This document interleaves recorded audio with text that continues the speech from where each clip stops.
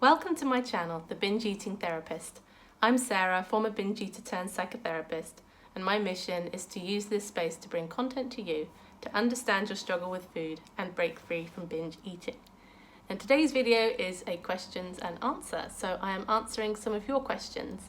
Most of these questions were submitted for some of the live Q&As I've been doing with Stephanie on Instagram, and these are some of the questions that we just didn't have time to get to, so I thought I would put them into one of my YouTube Q&A videos. So I've picked a couple of my favourites that I think will resonate with a lot of people.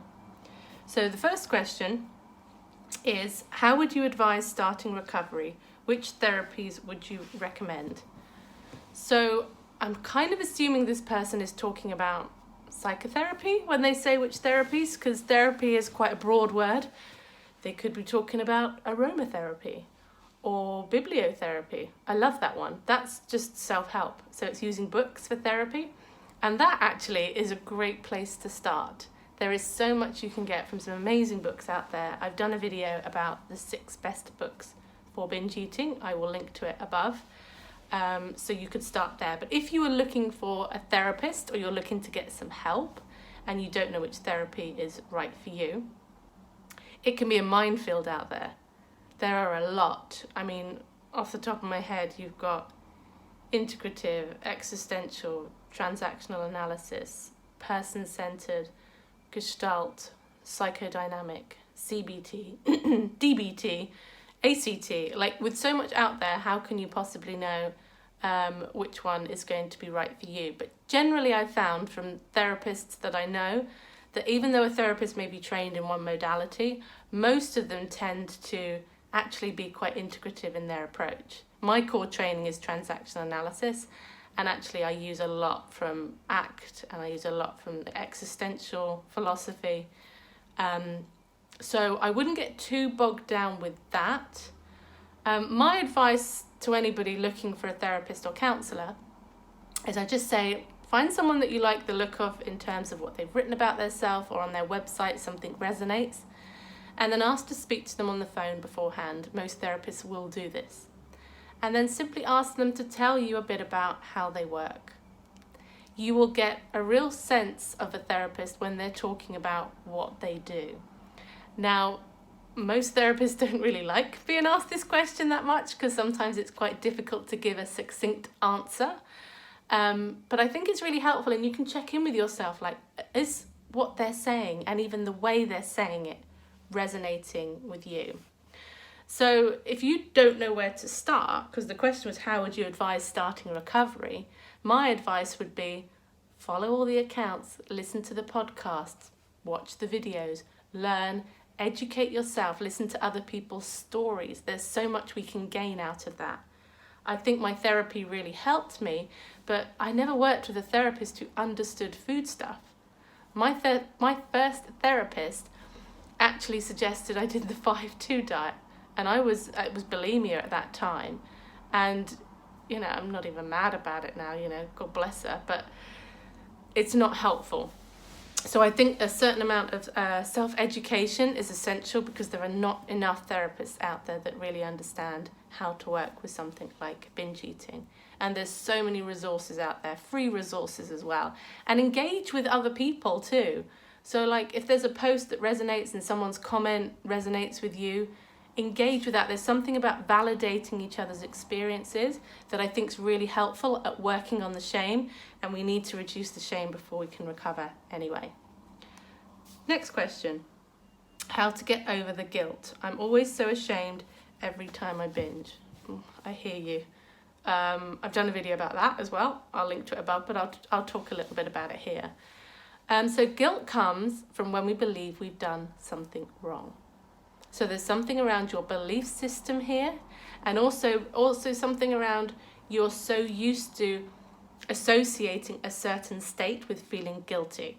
For example, a lot of people who struggle with food will feel guilty just for feeling really full, because feeling really full is demonized in diet culture. We're not supposed to be too full.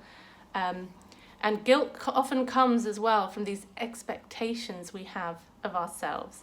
And this is where the perfectionism and the all or nothing thinking is going to be tripping you up. So for example, I could read, back in the day, I could read a book about binge eating, and I think that book is brilliant, and I feel like I found my answer, and if I put all this into practice, I'll never binge again. So this expectation I'd have when I finished the book was that this was finally going to be my answer and I was going to be free of binging.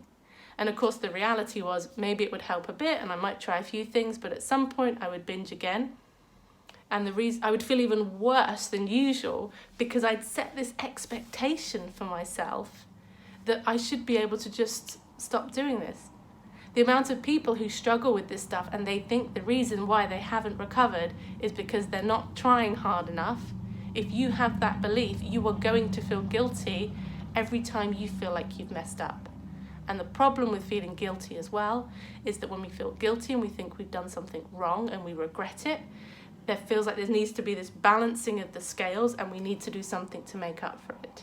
And that's where the restrictive thinking comes in. Even if you're never actually restricting, after a binge, most people, they're putting their head on their pillow at night and they're saying to themselves, tomorrow I'm going to make up for it, tomorrow I'm going to be better, tomorrow I'm only going to eat X, Y, Z.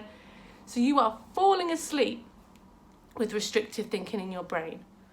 What that does, I mean, I can only theorise, but I think it has an enormous impact. You're going to wake up the next day, your body and brain has been primed for a day of restriction, even if it never comes, and then the urges to binge are still there, stronger than ever, and the binging continues.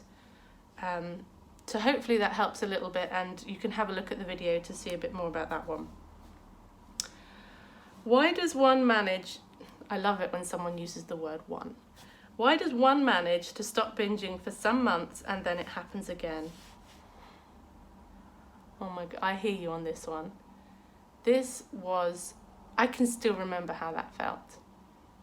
It would be like a month or two of doing well, not binging, feeling pretty good, really believing that I'd finally fully recovered and not even being able to remember what it felt like to have that urge to binge. And I remember when I was in these stages, I would say to myself, just remember how good this feels and you'll never binge again. And then when I finally did, gosh, it felt devastating. It really did feel like the end of the world. It felt like my whole worldview and identity would be shaken in those moments when I would realise that this was something that still had the capacity to control me. We often think of recovery as getting to a place where we no longer binge. And of course, that's what we want. But before we can even get there, I think quite often we need to change the emotional experience of binge eating, because binge eating isn't a rational problem. If it was, you would have rationalised your way out of it by now. It's an emotional problem. So therefore, recovery means doing the emotional work. And people get frustrated because they're trying to do the behavioural work, and then their emotions are tripping them up. So I remember a really significant point in my recovery was the point where I would binge and I wouldn't catastrophize. I would be much more interested. I'd be like, what was going on for me? Didn't feel good and I wasn't glad that I'd done it, and there was some regret. But regret is very different to guilt and shame. There was a curiosity that arose from that. So I would say with these times when you feel like you've done really well and then you binge, that all or nothing catastrophic thinking is what could then turn that one binge into a month, or even for the case of me, months of binging, because I would catastrophize it. Whereas actually if I didn't, I might have been able to have recentered myself. And that's what I started learning to do. So there would still be some sporadic binging, but that got fewer and fewer. And it was the skill, learning the skill of rebalancing myself. Not making it mean, oh, I was recovered and now I'm no longer recovered. When we look at it like that, we feel like we're going backwards every time we binge, and that's not necessarily the case. Although I'm very conscious that the question says, why does one manage to stop binging for some months and it happens again? And I've kind of talked about what to do about it. In terms of the why, I think once your brain knows how to override your conscious control around food, that system can be triggered if the circumstances are such that it sets it off. So I know certainly for me, if I'm really honest about it, most of the time what was happening was the binging would reduce or stop, and I would notice that my weight was starting to go down a little bit, and I would see that and go, oh, that's great. And then I would start overthinking my food. So it often felt like the binge crept up on me, and it was usually, when I look back on it, I was getting in my head about it. I was then starting to use my thinking brain to decide how much I should be eating. When actually, when I paid attention to my satisfaction levels and paid attention to trying to feel good about what I ate, when I did that, I could regulate myself. When I got up here, something was going off in my brain that was setting it off. And I think even a whiff of restriction can set off that binge circuit, whatever it is in the brain. I mean, this is a survival drive, and your brain has learned how to kind of ignite it. So it could be that if you're someone who struggled with binge eating, this may always be a vulnerability for you. I think it is for me. I can't speak for everyone because I don't know what's going on in people's brains. How do you start to understand emotions when you've been burying them with food forever? This, I think, is a great question. So they've asked, how do you understand emotions? I think emotions are really complicated, and understanding them, I think we do our best because we need to make some meaning out of what we're feeling. But sometimes our emotions don't seem to make sense. And then we're in this state of dissonance because we're feeling, there's that great phrase, it says, if it's hysterical, it's historical. And I don't really like the word hysterical because of its origins, but it's fun. A bit of alliteration is always fun.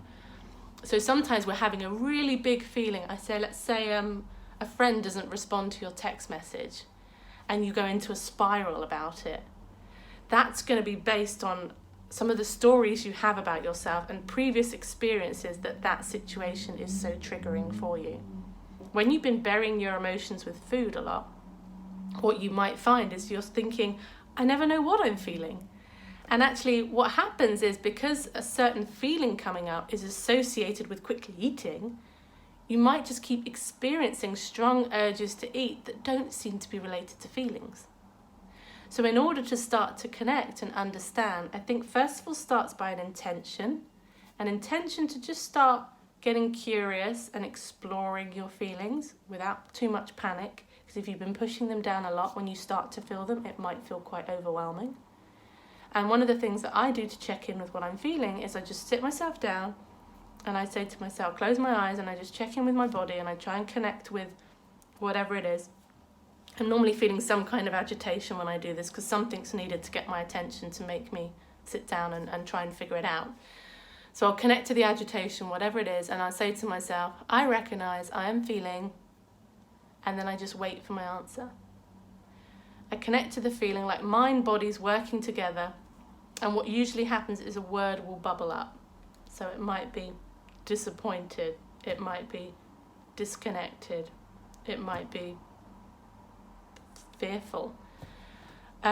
And sometimes a word doesn't come up, and that's fine too. If you just connect with that feeling and that willingness to pay attention and listen, I've said it before, like our feelings, their whole job is to get our attention. Because they're like, something's going on and we don't know if you need to do something about it. So if you could just check in and let us know, that would be great. So when we connect with our feelings, we just acknowledge that we're feeling it. Quite often they start to shift and change anyway. So if you find that you're always, emotionally eating at particular times, you might set yourself an intention or an idea that at that time, 5 o'clock on a Monday when you finish work, before you go and decide what to eat, you're just going to sit down and do this and just try and check in with what you're feeling. And sometimes we don't know, and we're always trying to make sense of things. So when our emotions don't make sense, that can be frustrating. That's another emotion. And again, I've talked about this before, this idea that we layer emotions, that we feel bad about feeling bad. When we just accept that emotions are there, sometimes we don't know why, but we can just allow them to be. They are much, much less overwhelming. And we start to become a bit more connected and a bit more emotionally intelligent when it comes to our experience, because quite often it's the stuff we're not aware of that trips us up. So the more we can bring it into our awareness, the less we're likely to be controlled by compulsion, like binge eating. So those are the questions for today. If you have any questions, You know, always feel free to send me a private message. I might respond. Well, I'll always respond, but I might put it into a post, or I might put it on a video. Or if it feels very specific to you, I will do my best to answer your questions. Okay. Thanks for being here. I'll see you on the next video.